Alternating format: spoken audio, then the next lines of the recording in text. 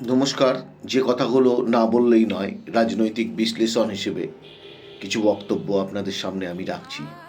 আমি রাজনীতিবিদ নই, এ সম্বন্ধে হয়তো সেরকম বুঝিই না, তবুও বক্তব্য কিছু পেশ করছি। দেখুন, যখন একটা বাড়ির সংসার ভেঙে যায় তখন আমাদের খুব কষ্ট হয়, যেহেতু আমরা জ্যোতিষশাস্ত্র হিসেবে বিচার যখন করি, বা কারুর ঘর ভাঙা এটাও আমাদের খুব কষ্টের ব্যাপার আমরা মনে করি। আজকে তৃণমূল কংগ্রেস যে দলটার পেছনে বিশেষ ভূমিকা মমতা ব্যানার্জি অবলম্বন করেছে, প্রচুর পরিশ্রম, খুব ভালো মনে আছে আমার। আমি একবার শোভাবাজারে বিশেষ কাজের জন্য গিয়েছিলাম, সেখানে এক মহিলা দেখি বক্তব্য রাখছেন, তখন হয়তো অতটা পরিচিত উনি হননি। তো আমি জিজ্ঞেস করলাম যে উনি কে, তখন পাশ থেকেই আর কি বললো দু একজন যে উনি মমতা ব্যানার্জি। তখন উনি কংগ্রেস করতেন, বেশ বক্তব্য রাখছিলেন। তখন আমি মনে মনে ভাবলাম যে এই ভদ্রমহিলা একদিন উঠে আসবে নিজের কঠোর পরিশ্রমের দ্বারা। যে কোনো কাজ করতে গেলে যদি কঠোর পরিশ্রম থাকে তো সেই কাজে সফলতা অর্জন করা যায়। তো আজকে মমতা ব্যানার্জি নিজে এত পরিশ্রম করে দলটাকে প্রতিষ্ঠিত করেছে, এটা ভাবা যায় না, চিন্তা করা যায় না। ওই রকম পরিশ্রম আমরা হয়তো জীবনে পারবো না, ধৈর্যও রাখতে পারবো না। এতটা ধৈর্য এবং পরিশ্রমের দ্বারা নিজের দলটাকে প্রতিষ্ঠিত করেছে। কিন্তু একটা জিনিস মনে রাখতে হয়, সময় কিন্তু চিরকাল কারুর এক যায় না। সেই হিসেবে কি নিজের বুদ্ধিটাকেও অ্যাপ্লাই করতে হয়।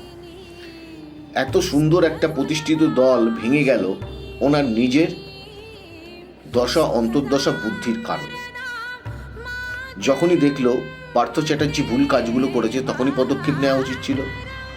যখনই দেখছে যে অনুব্রত ভুল কাজ করছে তখনই পদক্ষেপ নেওয়া উচিত ছিল। যখনই দেখলো যে জ্যোতিপ্রিয় মল্লিক ভুল কাজ করছে তার বিরুদ্ধে প্রতিক্রিয়া নেওয়া উচিত ছিল।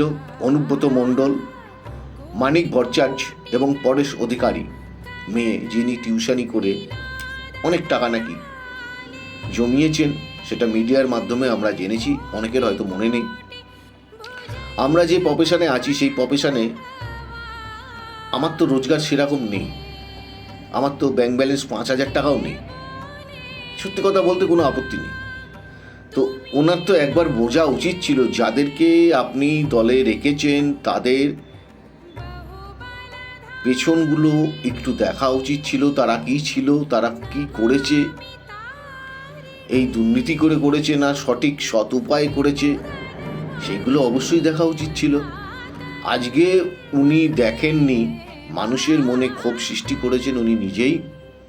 সেই কারণেই আজকে এই প্রতিষ্ঠিত দলটার এক বিপর্যয় ঘটে গেল। এই বিপর্যয়ের পেছনে উনি একা দায়ী না, এই যেই মানুষগুলোর নাম বললাম তারাও দায়ী। তারা আজকে যদি কোনো সৎভাবে কোনো সৎ কাজ করতো তাহলে তৃণমূলের হয়তো বিপর্যয় আসতো না। আরও অনেক কিছু বলার থাকে, সামান্যভাবে কিছু বললাম। আপনারা একটু চিন্তা করে দেখুন। ভালো থাকুন, সুস্থ থাকুন, চারিদিক শান্তি বজায় রাখুন।